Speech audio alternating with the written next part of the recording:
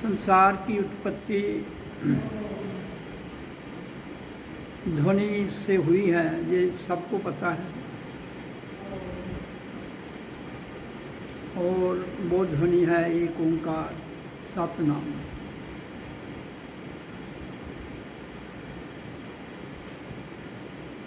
अब ध्वनि को व्यक्त करने के तरीके कितने हैं। एक तो है वर्णात्मक लिखना, वर्णमाला जिसको कहते हैं, उसमें जो शब्द हैं वो लिखे भी जाते हैं, और ध्वनात्मक बोले भी जाते हैं, और श्रवणात्मक सुने भी जाते हैं। तो किसी भी शब्द को 3 प्रकार से व्यक्त किया जा सकता है। इस धरती की मैं बात कर रहा हूँ जहाँ पर हम सब उतरे हुए हैं। तो शुरुआत कहाँ से होती है, जीवन कहाँ से शुरू होता है? ध्वनात्मक, वर्णात्मक से नहीं। क्योंकि बच्चा जब धरती पर आता है तो वो साउंड क्रिएट करता है, वो तो ध्वनात्मक है, वो आवाज़ है, जिसको बैखरी ध्वनि भी कहते हैं।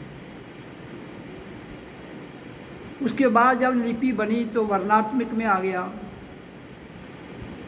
जब सुनना शुरू किया तो श्रवण में आ गया। तो 3 प्रकार से ये व्यक्त किए जाते हैं, वैखरी, मध्य में और पश्यंती में।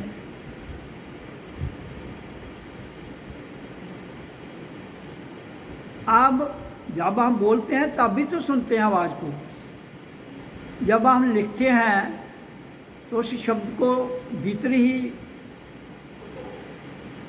उसका मंथन विमोचन करते हैं, और जब सुनते हैं तो भी बड़े आराम से सुनते हैं। तीनों स्थितियों में, वैखरी में, मध्य में और पश्यंती, वर्णात्मक, ध्वनात्मक और श्रवण। अब ध्वनात्मक में हम दूसरों को भी सुना सकते हैं और खुद भी सुनते हैं। वर्णात्मक में खुद लिखते हैं और उसको अंदर जोर से भी पढ़ सकते हैं, तो फिर बैखरी में आ जाएगा। तो शांत अपने अंदर रखें तो भीतर ही। लेकिन जो श्रवणात्मक तीसरी स्थिति है इसकी, वहाँ स्वयं इसकी ध्वनि जो है वो चलती है, जिसको अनाहत साउंड, अनाहत ध्वनि कहते हैं। यात्रा वहाँ से शुरू होती है। किसकी? खुद की। खुद की मतलब स्वयं की यात्रा। उससे पहले तो संसार था। जैसे किसी बच्चे को स्कूल में भेजा जाता है तो कायदे में दाखिल किया जाता है, इसी तरह से बैखरी ध्वनि जो है ये एक किस्म का आपकी पहली क्लास है। और फिर दूसरी, फिर तीसरी, इस तरह से जब हम अनाहत में चले जाते हैं तो वहाँ से गुरु का द्वार खुल जाता है। गुरु कौन है? शब्द की ध्वनि जो भीतर से 24 घंटे आ रही है, वो खींच रही है हमें अपनी ओर। वहाँ ध्यान लगाया नहीं जाता है, ध्यान स्वयं लगता है। केवल आपको शांत आराम में बैठना है, कुछ भी नहीं करना है। शरीर को सहज बात से छोड़ दो, आंखें आधी बंद आधी खुली। जैसे आपने किसी तस्वीर में देखा होगा, शिव की आंखें कभी बंद नहीं है पूरी। जो शिव का आकार फोटो पर दिखाया गया, कभी उसकी आंख पूरी बंद नहीं होगी। तो जब हम उस आवाज़ को सुनते हैं भीतर से, वो ही हमें शिवधाम तक ले जाती है। और धाम कितने हैं हमारे शरीर में? 7 धाम। मूलाधार, स्वादिष्ठान, मणिपुर, अनाहत, विशुद्ध, आज्ञा, सहस्रार। तो 7 धाम की यात्रा अगर आपने करनी है तो आपने भीतर जाइए। अगर आप अपने भीतर नहीं जा सकते हैं तो ये रूहानी सफ़र कभी भी नहीं पूर्ण होता है।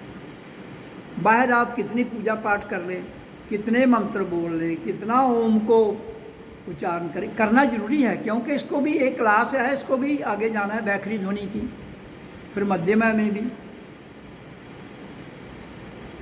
पश्यंती में, श्रवण में। तो असली जो श्रवण है वो है अनस्ट्रक साउंड, अनाहत नाद। आप जितने भी बैठे हो जहाँ, जिसको सुनाई देती है, इसका अर्थ है कि उसकी जो 6th सेंसेस है उसका द्वार खुल चुका है।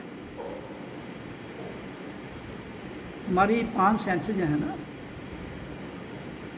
ज्ञान इंद्रियां जो हैं वो 5 हैं। 6ठी ज्ञान इंद्री जो है वो तब खुलती है जब हमारी भीतर से एक ओंकार की ध्वनि, जिसको नानक ने एक ओंकार कहा, जितने भी महापुरुष आए, एक ओंकार का जो मार्ग है ये हर कोई नहीं अपना सकता है। तभी तो इसकी रिप्लेसमेंट की गई शब्दों के द्वारा, राम, कृष्ण, शिव, ब्रह्मा, विष्णु और भी कई। लेकिन एक ओंकार हर संप्रदाय में है। जैसे अब इस्लाम है, उसमें इसको वांगे अलाई कहते हैं।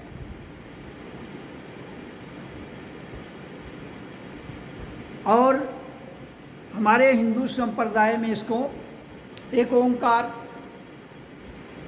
लेकिन संतों का कोई संप्रदाय नहीं होता है, संत महापुरुषों का कोई धर्म नहीं है, वो केवल मानवता को ही धर्म मानते हैं।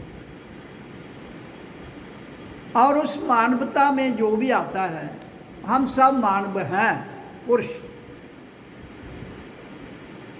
और महापुरुष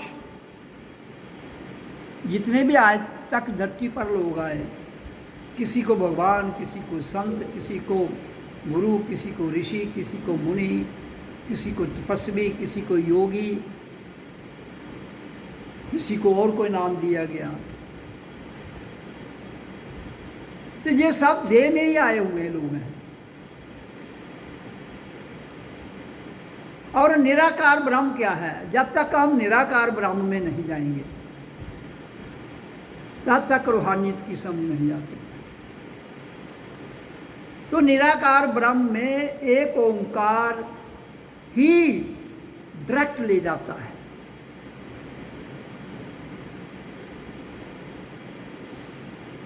लेकिन रास्ता थोड़ा कठिन है।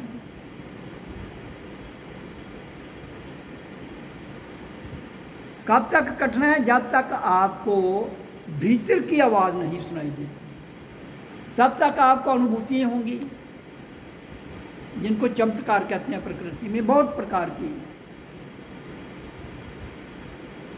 आपके अंदर बहुत बड़े खजाने हैं, जिसको प्राण में कोश, अन्न में कोश, मन में कोश, विज्ञान में कोश और आनंद में कोश। तो ये 5 खजाने जब आप इन 5 को क्रॉस करोगे, अरहत ध्वनि तब सुनाई देती है, ऐसे नहीं। प्राणों से परे है, मन से परे है,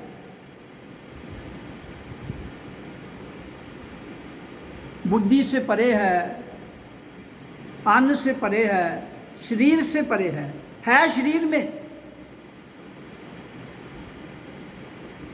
ये देह ही इतना बड़ा, देवालय, शिवालय, मंदिर, गुरुद्वारा,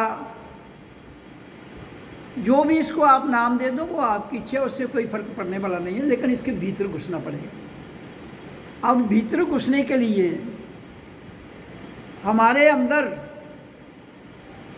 जन्म जन्मांतर के बीच में संस्कार हैं, हमारे कर्म है, प्रारब्ध कर्म है, संचित कर्म है और काम्य कर्म है। तो ये जब तक न्यूट्रल खाली नहीं हो जाओगे तब तक तो आप एक ओंकार की ध्वनि नहीं सुन पाओगे। बैखरी में चाहे आप करते रहो, लेकिन बैखरी का करना ज़रूरी है। जैसे मैंने कई बार बताया है कि आपने अगर ज़मीन से पानी निकालना हो, ज़मीन में पानी है, लेकिन जब तक आप उसमें से ऊपर से पानी नहीं डालोगे तो वो पानी नहीं निकलेगा। इसी तरह से जब तक आप ओम का उच्चारण नहीं करोगे तो असली ध्वनि नहीं सुनाई देगी।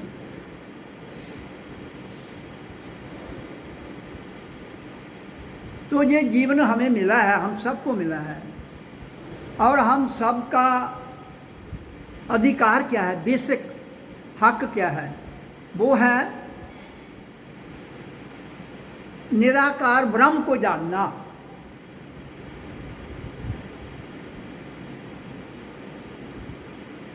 और जितनी भी पूजा पाठ भक्ति, जैसे गीता में आपको कर्म योग, ध्यान योग, विज्ञान योग, सांख्य योग और समर्पित योग, ये सारी जो व्याख्यान किया गया है, तो जब तक हम इस सारे ज्ञान से कर्म योग, भक्ति योग, ज्ञान योग, विज्ञान योग, आनंद योग, ये सारे के सारे योग धराशायी हो जाते हैं जब हम निराकार पार ब्रह्म में अपने आप को अभ्यास से होने में ले जाते हैं। अब हम जहाँ हर संडे को जब भी सत्संग होता है, जब बीच में भी, तो हम ओम की ध्वनि करवाते हैं। लेकिन ये क्या है, जिस ये क्लास आप कायदे से लेके देखो, मूलाधार से हमारी ऊर्जा जो है वो मूलाधार से उठेगी। पहले तो पाँव के अंगूठे में भी ऊर्जा है, लेकिन वही ऊर्जा यहाँ आकर निराकार में चली जाती है। पाँव की ऊर्जा यहाँ आकर निराकार ब्रह्म में चली जाती है, लेकिन पाँव में है तब तक तो निराकार ब्रह्म नहीं है। होते हुए भी आप उससे एक ही काम ले सकते हो, पाँव खड़ा रह सकता है। उस ऊर्जा से आपका पाँव खड़ा है, उसके बाद टांग खड़ी है, उसके बाद आपका मूलाधार सुषुप्त फॉर्म में, जहाँ आपकी सुषुप्त शक्ति बैठी हुई है वहाँ है। उसके ऊपर स्वादिष्ठान में आ जाता है ऊर्ध्व गति में। उसके ऊपर मणिपुर, जहाँ आपकी ऊर्जा प्राण शक्ति जो है वो हमें जीवन कैसे जीना है, हमारी एनर्जी क्या करती है, उसके विषय पर ज्ञान हो जाता है। तो मणिपुर के बाद अनाहत में आएगी वो, जब हृदय में, तो जहाँ से संसार, हाउ टू क्रिएट, जहाँ से ऊर्जा मिलती है।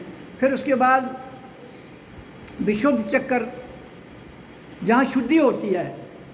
आपके 4 द्वारों की शुद्धि कहाँ होती है? जब कंठ में ऊर्जा आती है तो यहाँ शुद्ध हो जाएगी आपकी ध्वनि, और जब यहाँ से ऊपर जाएगी तो यहाँ आएगी, तो that will convert into bio electricity, विद्युत तरंग, जिसको ज्योत कहते हैं। तो ज्योत के बाद फिर जब आप धीरे धीरे धीरे उसको अभ्यास को बढ़ाते जाओगे तो उसके ऊपर ऊर्जा जो है कभी नीचे आएगी, कभी ऊपर जाएगी, लेकिन आपको वहाँ बड़ी मेहनत की ज़रूरत पड़ती है आज्ञा चक्र के ऊपर, क्योंकि सिस्टम सही में वहाँ से खुलता है। और उस सिस्टम में जब हम चले जाते हैं तो हमारे भीतर से एक ऐसी आवाज़ गुरु की जो पकड़ है वो खींचती है। गुरु बाहर से नहीं आना, कोई आपके भीतर है, भीतर का गुरु ही आपको खींचता है। क्यों कि जो हमारा शरीर पिंड तक था ये तो मायावी शरीर है, यहाँ तक शरीर जो है ये माया भी है, जिसमें अलग अलग ध्वनियाँ हैं। लम मूलाधार में, बम स्वादिष्ठान में, जम मणिपुर में, रम हृदय में, हम गले में, और ओम एक ओंकार वो आज्ञा चक्र। तो ये सारा सिस्टम जो है हम तो डायरेक्ट ओम का उच्चारण करवाते हैं। वो नीचे का जो सिस्टम है हमारा, वो आपके संस्कारों में इस संसार में रहते हुए कई प्रकार की आवाज़ें हैं, लम बम जम रम हम। ये तो आपकी जो भाषा है, जिस भी आप देश में या संप्रदाय में पैदा हुए हैं, वो वहाँ ये शब्द आम यूज होते हैं। तो इसलिए ओम की ध्वनि ही जो है वो जब तक अनाहत में रूपांतर नहीं हो जाता उसका, तब तक आप निराकार ब्रह्म में नहीं जा सकते। और निराकार ब्रह्म की चर्चा बहुत कम संतों ने की है, बहुत कम। लेकिन जो रियल सेंट हुए हैं उन्होंने जरूर की है। नानक गीता में कृष्ण ने, और फिर गोरखनाथ, महापुरुष तो बहुत हुए, लेकिन निराकार पार ब्रह्म की चर्चा जो है और उसको साधना इतना आसान नहीं है।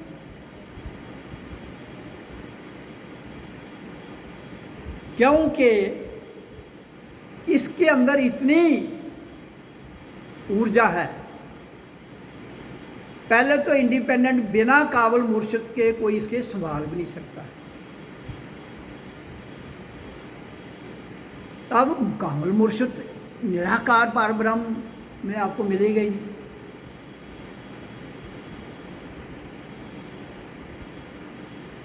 तो इसलिए जो मूल मंत्र है वो एक ओंकार सतनाम के बिना कोई नहीं। बाकी आप कोई भी शब्द कीजिए, धीरे कुछ ना कुछ तो फर्क पड़ ही जाता है।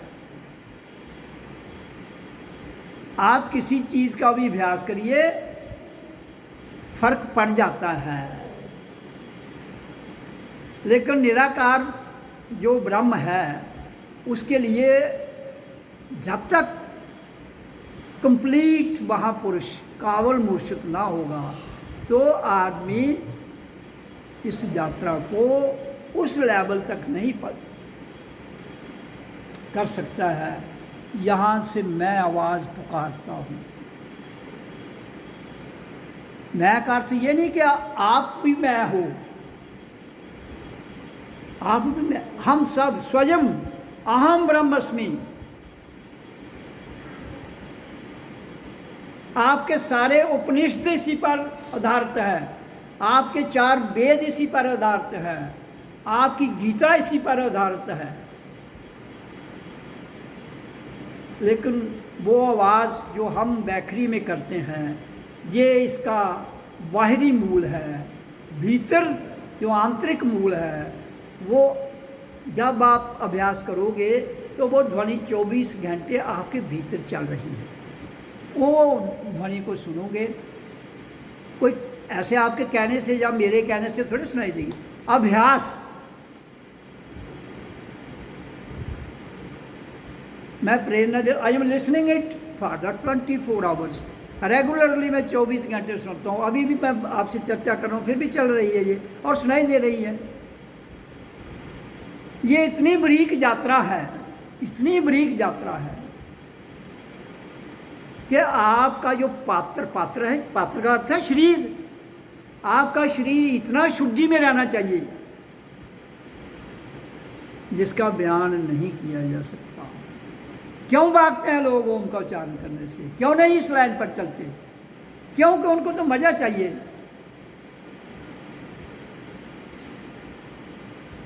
उनको मजा चाहिए, संसार मजा है। वो कहते हैं ठीक है यार, हमने क्या करना है, लेकिन जब तक हम इस ध्वनि को नहीं गूंजेंगे, जब ध्वनि नहीं गूंजेगी पूरे विश्व में, तब तक इस धरती पर शांति हो ही नहीं सकती। तो इसलिए मैं कहता हूं कि इसका उच्चारण के साथ साथ आपको धीरे धीरे उच्चारण से ऊपर आना है। सोहम ओम मैं हूं, जितनी लंबी ध्वनि छोड़ोगे आपके भीतर से शून्यपन आएगा। महात्मा बुद्ध ने शून्य पर जोर दिया है। उसने कहा भगवान है, परमात्मा है, उससे मुझे कोई लेन देन नहीं है, लेकिन शून्यपन तो है।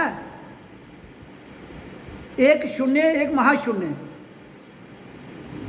शून्य आत्मा को कहते हैं, महाशून्य परमात्मा को कहते हैं, और निराकार पार ब्रह्म इन दोनों से आगे है।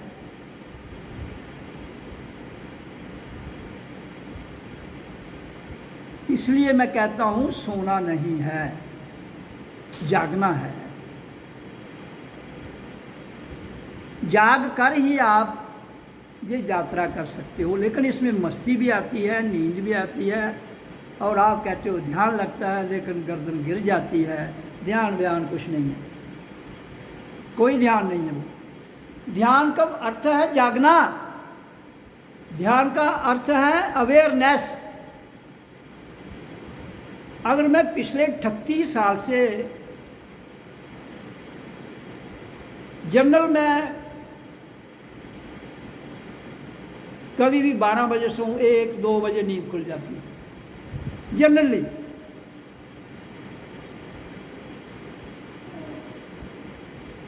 और डॉक्टर कहते हैं 8 घंटे नहीं सोओगे तो बीमार हो जाओगे। ऐसा कुछ नहीं है, लेकिन दिक्कतें जरूर आती हैं। लेकिन जब आप अपना अभ्यास परिपक्व करते करते करते आप जिंदगी में कुछ भी कर सकते हो। देखना, कोई भी स्थान है जो उसको खाली करना है, तो वहाँ पर जो माया पड़ी हुई है, जो मटेरियल पड़ा है, उसे उठाना पड़ेगा। अगर वहाँ कुछ भी नहीं है फिर भी हवा तो है। अगर कुछ भी नहीं है, हवा तो है। इसी तरह से हमारे शरीर में अगर कुछ नहीं है, हवा तो है, क्योंकि हवा श्वास ले रहे हैं और छोड़ रहे तो जिंदा है। उस हवा को भी, जिसको प्राण वायु कहते हैं, उसको भी जो फेंक सकता है, और फेंकने के साथ साथ जिसको हम कहते हैं मृत्यु घटित होना, वो जीते जी जो इसको सहन करने के योग्य बन जाता है, वो पार ब्रह्म निराकार में उतर जाता है। और वहां सोना तो है ही नहीं है, वहां नींद निशानी मौत। वहां उसको कहा है नींद निशानी मौत। संसार कहता है नींद करो और जियो। मैं कह रहा हूं नींद करोगे तो मरोगे, और जागोगे तो बचोगे। अब दो कंट्राडिक्टरी बातें हैं ना। संसार के डॉक्टर कहते हैं 6 से 8 घंटे नींद पूरी होनी चाहिए, होनी चाहिए, मैं भी कहता हूं। तो फिर आपको मृत्यु जो घटित होनी है, असल में उससे पहले ही मर जाओगे,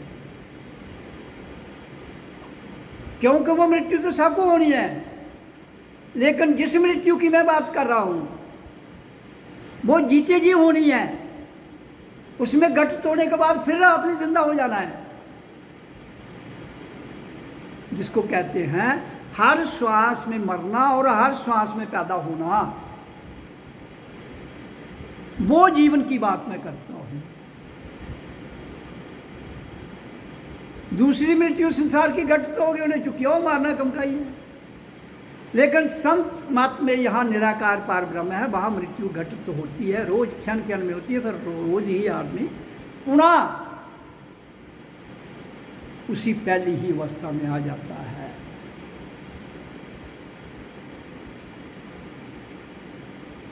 अब इसमें एक बात है, करते जाओ। जीवन करने के लिए है ना। आप श्वास आ रही है जा रही है, आ रही है जा रही है, आ रही है जा रही है, देखो श्वास को देखो, अपनी श्वास, दूसरों की नहीं। हुकूमत खुद पर करनी है, दूसरों पर नहीं।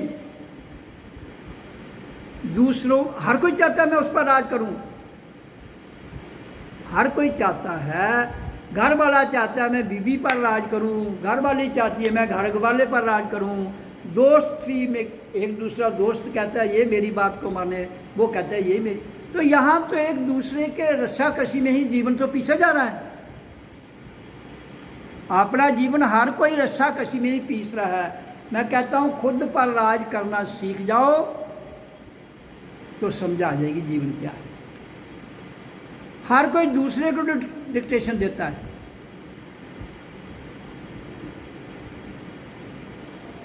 मैं कहता हूं करो, इसको करो, करते रहो। क्या होता है क्या नहीं होता है, दिक्कत आती है तो भी करना। शांत तो हो जाओ भाई, भीतर जाओ ना। दिक्कतें आएंगी, दिक्कतें तो रहेंगी।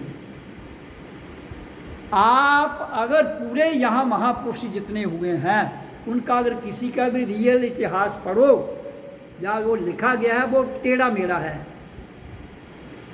रियल में अनंत में जाते हुए भी कष्ट होते हैं।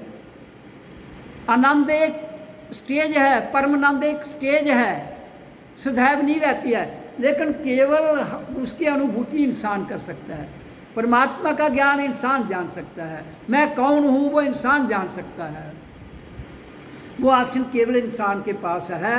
लेकिन जो ऑप्शन हमें अपने आप को जानने के लिए मिले हैं, जो ऑप्शन हमें अपने आप को सिद्ध पुरुष तक पहुंचने के लिए मिले हैं, उधर तो हम जाते नहीं हैं।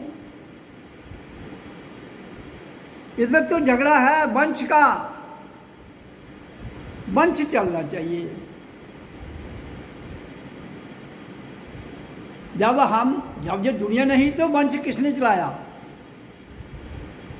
एक साउंड के द्वारा यहाँ संसार में उत्पत्ति हुई, चलाओ।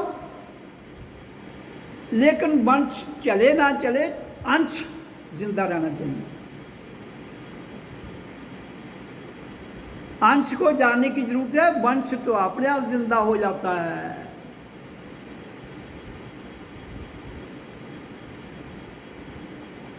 और वंश भी किससे? लड़के से। जिस नारी से तुम पैदा हो रहे हो, जिस मां के द्वारा तुम जन्म ले रहे हो, वो वंश नहीं है। जो रचना पूरे विश्व की करने वाली शक्ति है वो वंश नहीं है। तो ये किसने रीति रिवाज पैदा किए? स्वार्थ, खुदगर्जी। अपने आप को मंथन करो। ये कहीं से पढ़ने की जरूरत नहीं है, इसके लिए कोई ग्रंथ पढ़ने की जरूरत नहीं है। ये भीतर की वाणी है। डिस्पैरिटी कितनी है। जहाँ के कानून, जहाँ का सिस्टम मानवता को कमजोर करने के लिए है।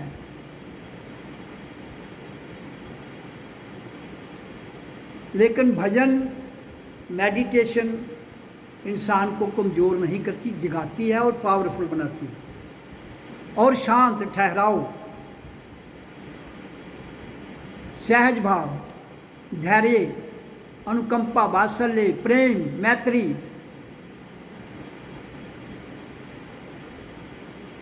तो ये सारी की सारी जितनी भी मैं बातें बता रहा हूँ आपको उस वाणी में, वो कहाँ से आती है? भीतर से। आग का भीतर ही तो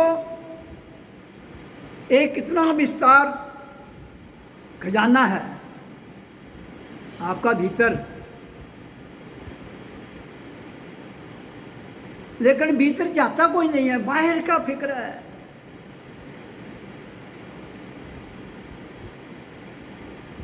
चौबीस घंटे बाहर ही घूमते हो, 24 घंटे बाहर घूमते हो, वो कम से कम 1 घंटा तो भीतर चले जाओ।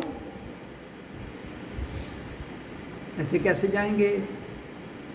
बाहर घूमने के लिए गाड़ी है, टांगे हैं, हवाई जहाज है, रेलगाड़ी है, रॉकेट है, तो भीतर जाने के लिए क्या है फिर?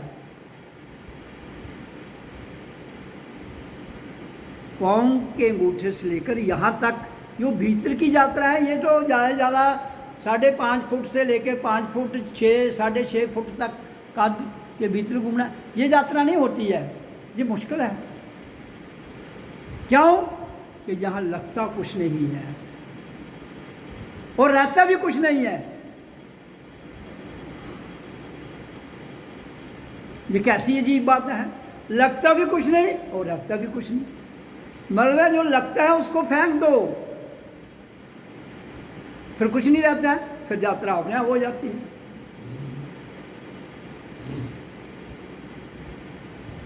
फेंकने को कौन तैयार है आप में से? अपने आप को पूछिए। इतनी सी चीज भी फेंकने के लिए 10 बार आदमी सोचता है। इतनी सी चीज, ये तो निराकार ब्रह्म की बात कर रहा हूं मैं। इसके लिए पूरी दुनिया की दौलत, शोहरत, मान, अपमान सब कुछ फेंकना पड़ता है, लोक लाज फेंकनी पड़ती है।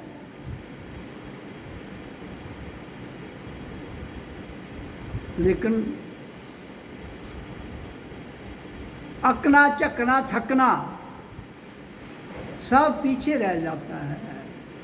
फिर जाकर आदमी इस राह पर निकलते हुए निराकार ब्रह्म में पहुंच जाता है अपने आप। आपको कुछ भी, जितने प्रयास आप बाहर माया इकट्ठी करने में, बच्चे पालने में, संसार के रीति रिवाज निभाने में, एक दूसरे की बात सुनने सुनाने में कितनी ऊर्जा खर्च करते हो, कितनी ऊर्जा खर्च करते हो? 24 घंटे तो उसी पर ऊर्जा लगा रहे हो आप। तो ऊर्जा से ऊर्जा उसी लाइन में चली जाएगी जहाँ संसार का सारा सिस्टम जुड़ा हुआ है। तो शांति कहाँ से आएगी? कहाँ से नहीं आएगी, कहीं से नहीं मिलेगी। शांति भीतर से मिलती है, ठहराव भीतर से मिलता है, निराकार पारब्रह्म भीतर है।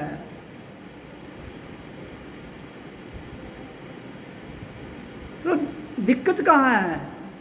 दिक्कत यही है कि फालतू में समय बहुत देते हैं हम, लेकिन हर कोई कहता है मैं व्यस्त हूँ। व्यस्त किस में है? गप्पों में, किस्से में, कहानियों में, 1 2 से 4, 4 से 8, 8 से 16 कैसे करने हैं।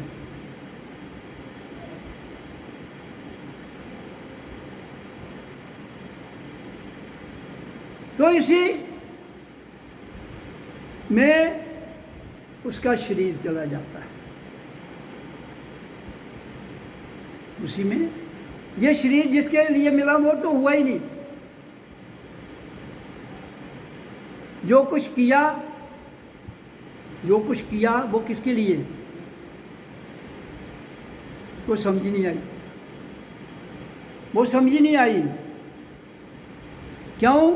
जब खुद की समझ नहीं आई तो इस माया की समझ कहाँ आती है? ये किसी को नहीं आ सकती। ये माया इतनी गोलमोल है, लेकिन प्यारी बहुत लगती है, प्यारी बहुत लगती है।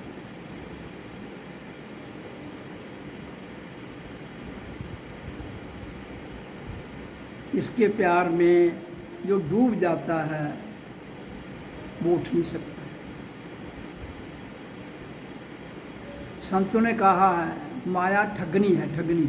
ये किसी को भी ठग सकती है, एक रूप नहीं है इसका, एक रूप नहीं। माया के कितने रूप हैं, कौन से रूप में किसको ठगना है ये जानती है, अच्छी तरह से जानती है। क्यों? ये वक्त से जुड़ी हुई है, काल से।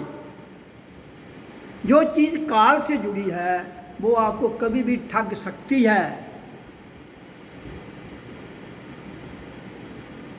और निराकार ब्रह्म वो काल से परे है। इसलिए जो चीज़ जहाँ जुड़ी है उसका प्रभाव वहाँ ही रहता है, और जो चीज़ जुड़ी कहीं नहीं है, ना वो जुड़ती है, उसी को निराकार ब्रह्म कहते हैं। दौलत आनी जानी है, मोहब्बत उससे है जो स्थायी है, जो बदलता नहीं है। और रूपांतर किसका हो रहा है? एनर्जी का रूपांतर हो रहा है। वो पाँव में भी वही एनर्जी है, लेकिन वही एनर्जी जब यहाँ चली जाती है उसका रूपांतर हो जाता है। किसका?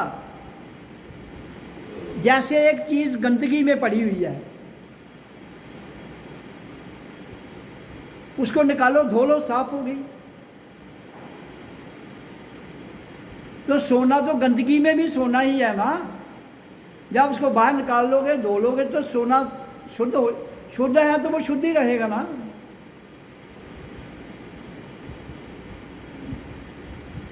तो मैल उतर गई तो रूपांतर हो गया। मैल उतरने का नाम ही रूपांतर है। आपके भीतर मैल है, हम सब के भीतर मैल है, दिखती नहीं है ना, नहीं दिखती है। इसलिए